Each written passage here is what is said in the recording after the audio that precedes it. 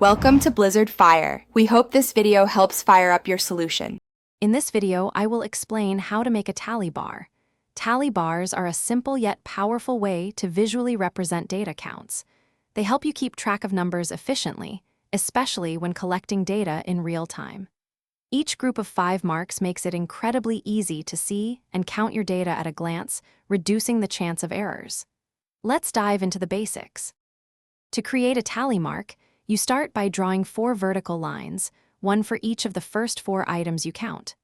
For the 5th item, you draw a diagonal line across those 4 vertical lines. This diagonal stroke completes a distinct group of 5, making it very simple to count larger quantities quickly.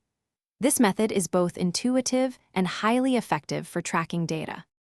When organizing data with tally bars, first establish clear categories for the information you are collecting.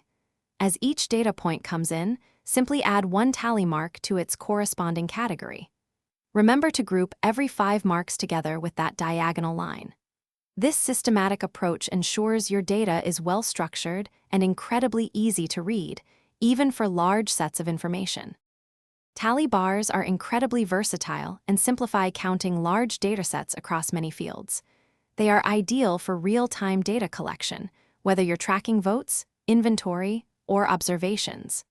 The visual grouping into 5s significantly reduces the likelihood of counting errors, making your data more accurate.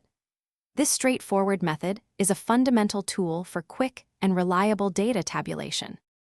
Thanks for watching. If you found this helpful, don't forget to like and subscribe.